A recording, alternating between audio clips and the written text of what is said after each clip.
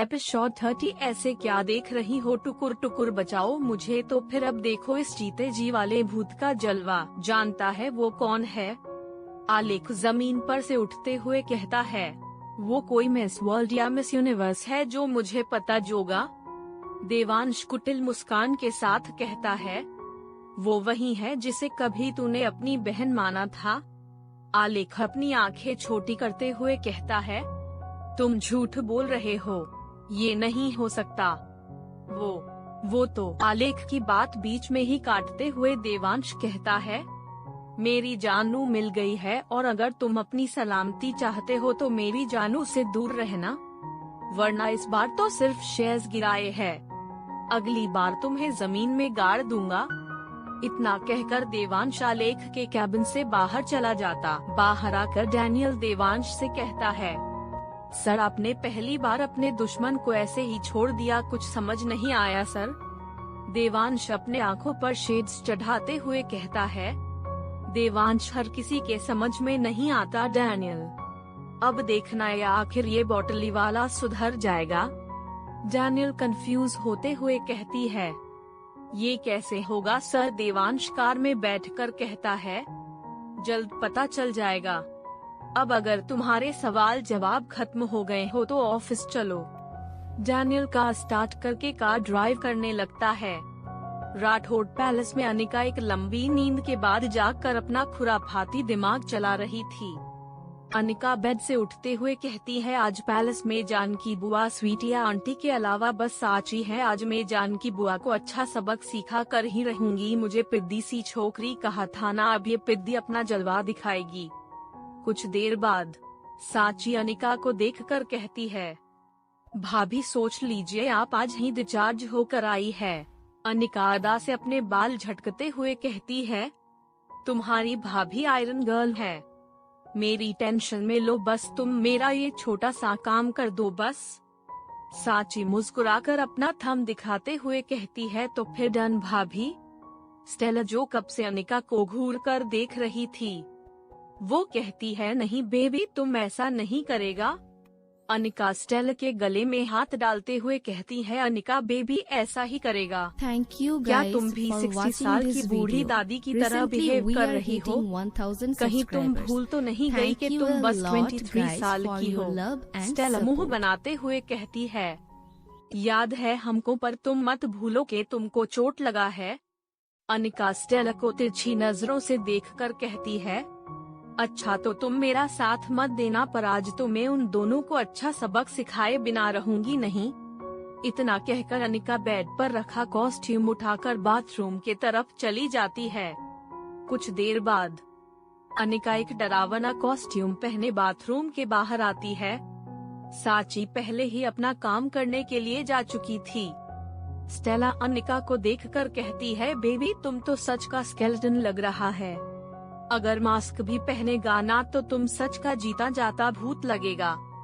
अनिका मुस्कुराकर मास्क लगाते हुए कहती है। तो फिर अब देखो इस जीते जी वाले भूत का जलवा।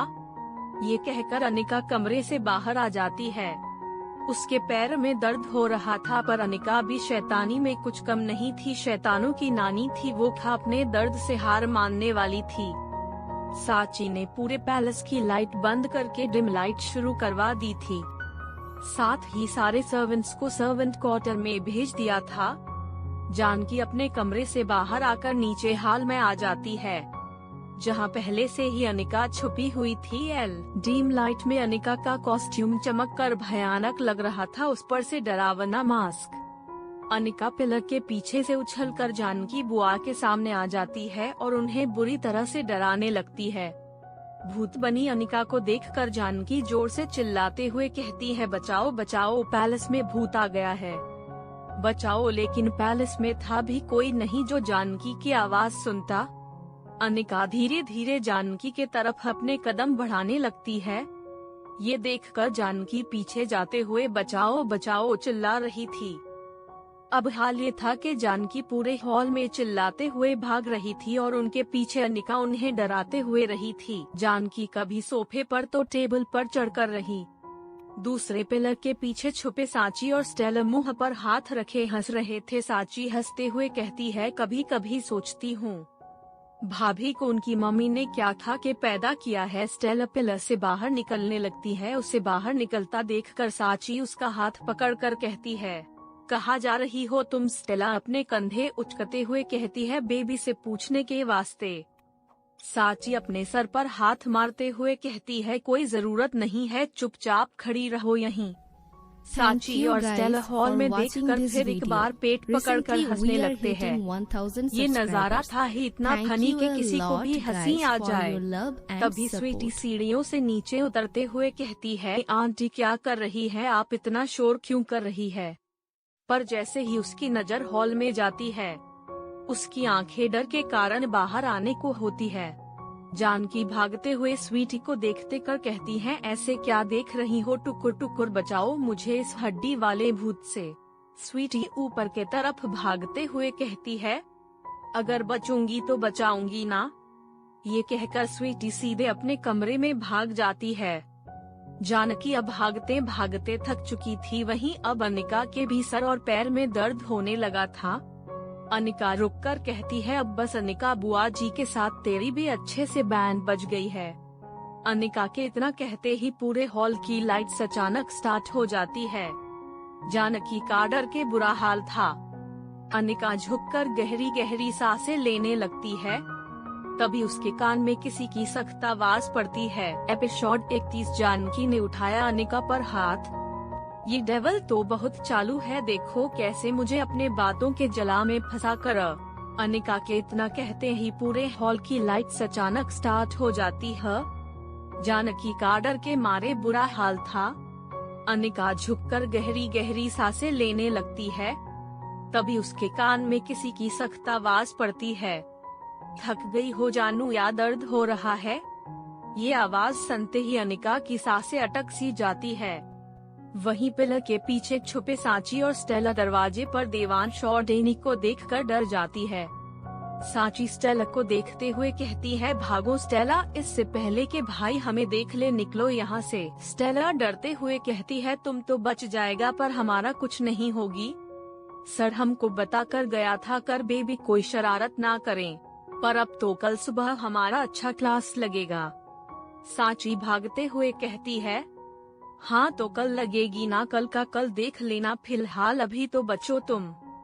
स्टेला हाँ कहकर अपने कमरे के अंदर भाग जाती है। इधर अनिका अपनी आंखें कस के बंद करके कहती है, पता नहीं मेरा नसीब खराब है या इस डेविल की टाइमिंग, हमेशा टाइम पर कहाँ से टपक पड़ते हैं। देवांश अनिका के सामने आकर खड़ा हो जाता है। वहीं डैनियल दरवाजे के पास खड़े होकर मुस्कुराते हुए अनिका और देवांश को देख रहा था। जानकी जो देवांश की आवाज सुनकर रुक गई थी, अब वो मुड़ कर देती है। देवांश अनिका के सामने खड़ा उसे ही घूर रहा था। देवांश एक झटके से अनिका के चेहरे के ऊपर मास्क हटा देता है। अनिका रोंदू सी शक्ल बनाकर देवांश को देखने लगती है। जानकी अनिका को देखकर गुस्से से फनफनाते हुए अनिका के पास आकर कहती है, तो ये सब तेरा किया धरा है पिद्दी सी छोकरी, आज तो मैं तुझे अच्छा सबक सिखा कर रहूंगी। ये कहकर जानकी अनिका को थप्पड़ मारने के लिए हाथ उठाती ही है कि देवांश जानकी का हाथ पकड़कर अनिका और जानकी के बीच खड़ा हो जाता है। देवांश गुस्से से जानकी को घूरकर लगभग उस पर चिल्लाते हुए कहता है, मेरी जानू पर हाथ उठाने की हिम्मत कैसे हुई हिम्मत। देवांश के गुस्से से भरी आवाज सुनकर जानकी अंदर तक कांप जाती है। जानकी अटकते हुए कहती है, देवांश तुमने देखा ना इसने क्या किया। देवांश झटके से जानकी का हाथ झटककर गुस्से में अपने दांत चबाते हुए कहता है, आई डोंट केयर, ये मेरी जानू का घर है, वो जो चाहे कर सकती है, और वैसे भी स्टार्ट आपने ही किया था। एक बात कान खोल कर सुन लो, अगर मेरी अनिका को कुछ भी कहा कुछ भी तो मुझसे बुरा कोई नहीं होगा। अभी के अभी जाइए यहाँ से वरना मैं आपको छोड़ूंगा नहीं। जानकी देवांश की आवाज सुनकर अपने कमरे के तरफ भागती है। इधर अनिका दबे पांव देवांश के पीछे से खिसकने लगती है। देवांश बिना पीछे मुड़े ही कहता है, भागना मत वरना पनिशमेंट मिलेगी। अनिका देवांश की आवाज सुनकर वापस अपनी जगह पर आ जाती है। देवांश पलटकर अनिका को ऊपर से नीचे तक देखता है और दूसरे ही पल उसे अपने गोद में उठाकर ऊपर अपने कमरे के तरफ चल पड़ता है।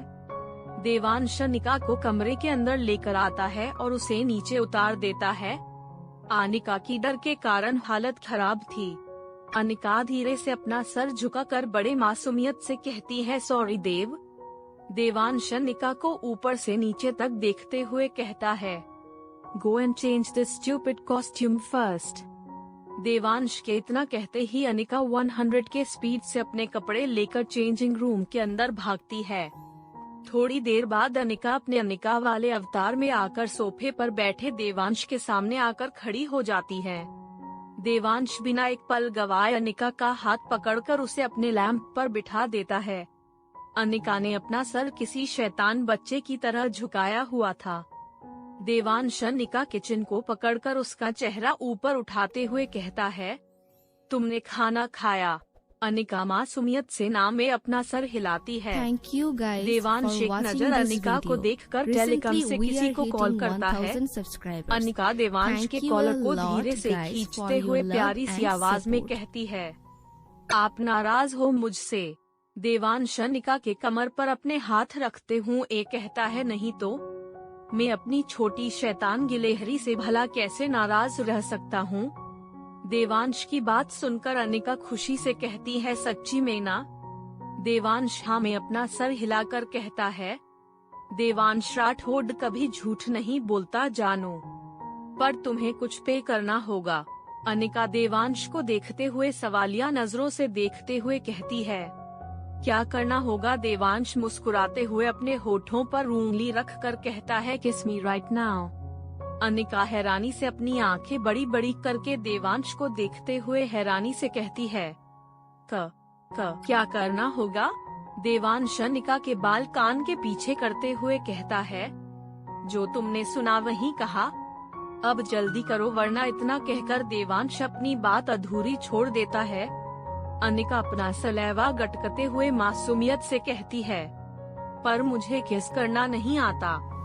सच्ची में? अनिका अपने गले की चिमटी लेते हुए कहती है।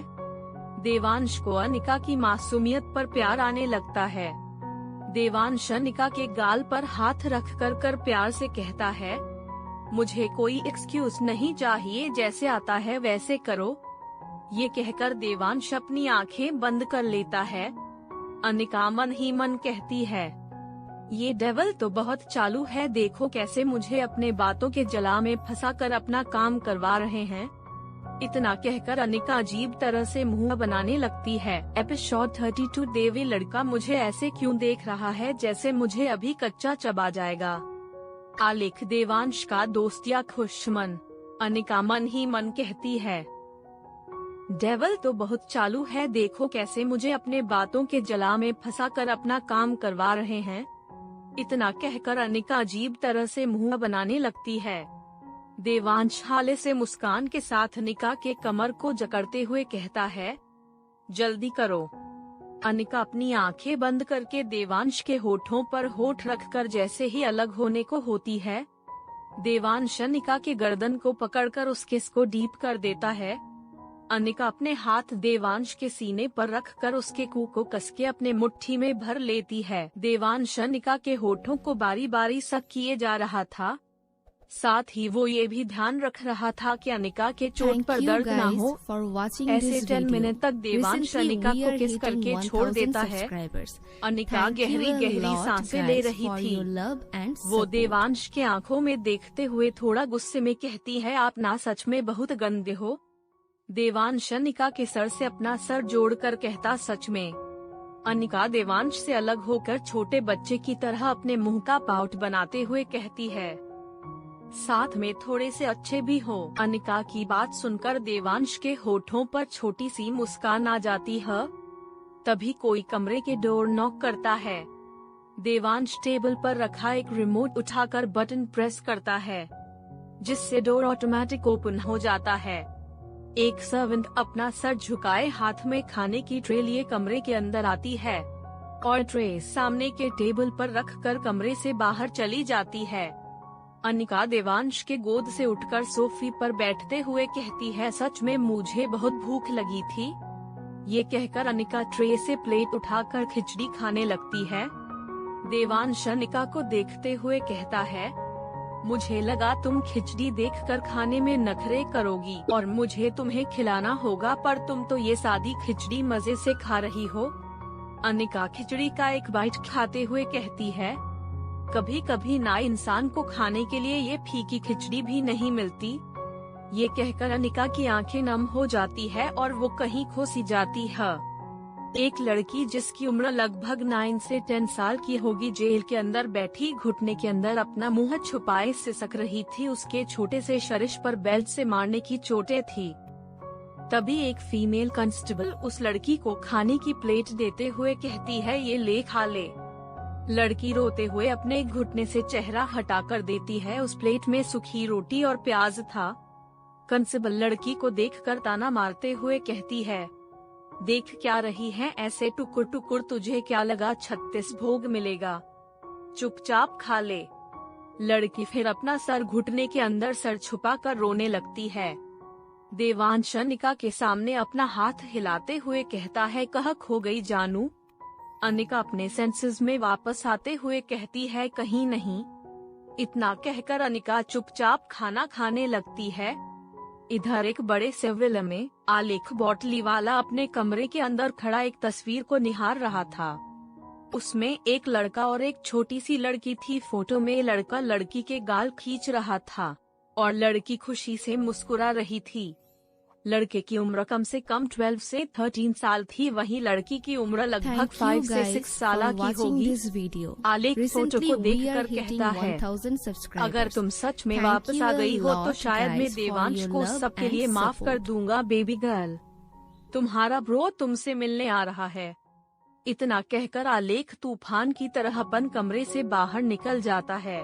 इधर एक बड़े से विला में आलेख बोटलीवाला अपने कमरे के अंदर खड़ा एक तस्वीर को निहार रहा था। उसमें एक लड़का और एक छोटी सी लड़की थी। फोटो में लड़का लड़की के गाल खींच रहा था और लड़की खुशी से मुस्कुरा रही थी। लड़के की उम्र कम से कम 12 से 13 साल थी, वहीं लड़की की उम्र लगभग 5 से 6 साल की होगी। आलेख फोटो को देखकर कहता है, अगर तुम सच में वापस आ गई हो तो शायद मैं देवांश को सबके लिए माफ कर दूंगा बेबी गर्ल। तुम्हारा ब्रो तुमसे मिलने आ रहा है। इतना कहकर आलेख तूफान की तरह अपन कमरे से बाहर निकल जाता है। इधर राठौड़ पैलेस में अनिका ने अपना खाना खा लिया था, वहीं देवांश बाहर से ही खाना खा कर आया था। देवांश अनिका को मेडिसिन देता है। अनिका अच्छे बच्चे की तरह मेडिसिन खाकर कहती, मुझे नीचे हॉल में जाना है, सभी के साथ बातें करनी है। अभी तक सब वापस आ गए होंगे। देवांश अनिका को अपने गोद में उठाते हुए कहता है, तुमने अच्छे बच्चे की तरह मेरी बात मानी, इसलिए मैं भी अब तुम्हारी बात मानूंगा। अनिका मुस्कुराते हुए देवांश के गले में अपनी बाहें डाल देती है। कुछ देर बाद सभी पैलेस के बड़े से हॉल में बैठे हुए थे। देवांश ने अनिका को अपने साइड में बिठा कर रखा था। अरुणिता, नीरज, कामिनी मुस्कुराते हुए अनिका को देख रहे थे। वहीं जानकी गुस्से में अनिका को घूर रही थी। वहीं जानती थी आज इस पिद्दी सी छोकरी ने उसकी लगभग जान ही ले ली थी। साची अनिका के साइड में बैठी थी।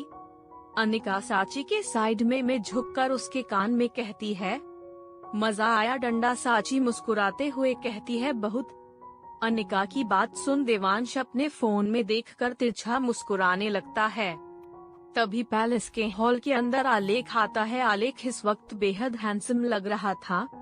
राठौड़ परिवार आलेख को इस तरफ पैलेस में देखकर हैरान था, क्योंकि देवांश और आलेख बचपन में अच्छे दोस्त थे, पर एक दिन दोनों के बीच कुछ ऐसा हुआ जिसके बाद आलेख और देवांश दोनों ने एक दूसरे से बात करना बंद कर दिया था और दोनों की दोस्ती खत्म हो गई थी।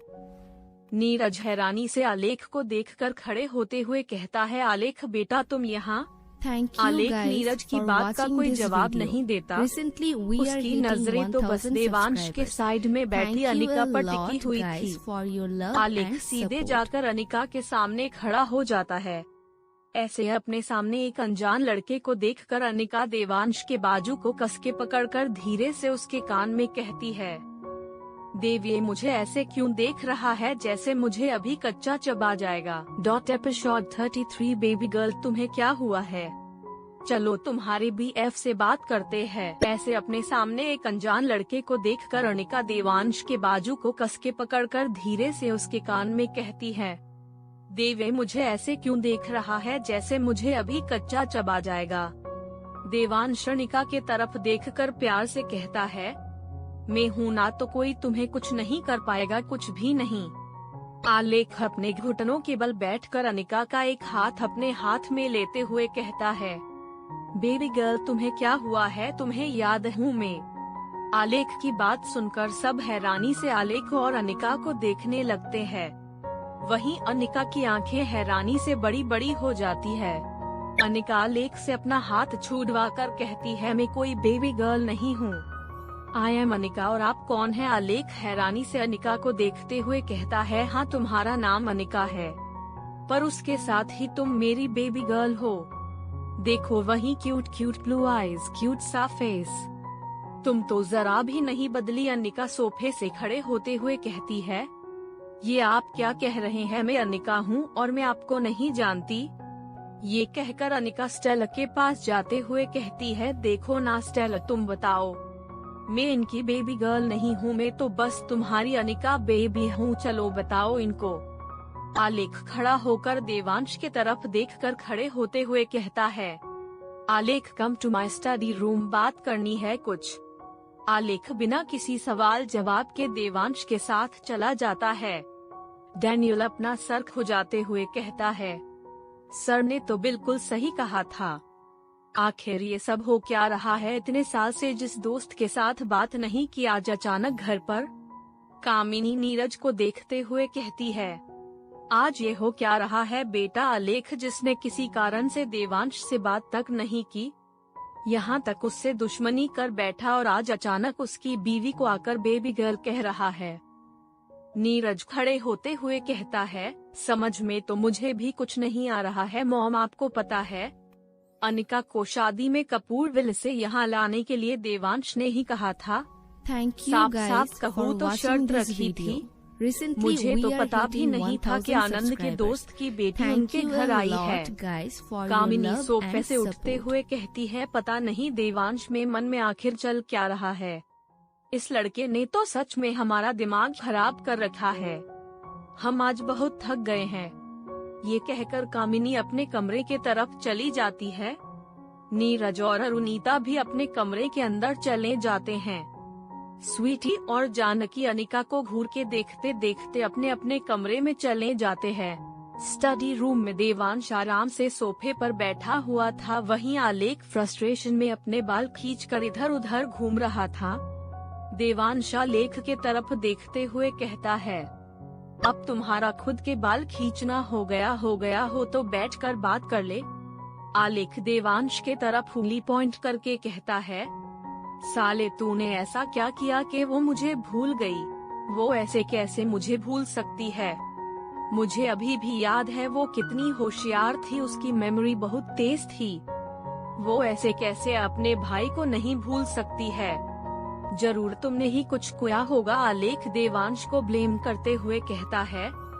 देवांश अपनी आंखें छोटी करके आलेख को घूर के देखते हुए कहता है, मैंने कुछ नहीं किया, तुम अपनी बात कर रहे हो, वो तो अपने देव तक को भूल चुकी है।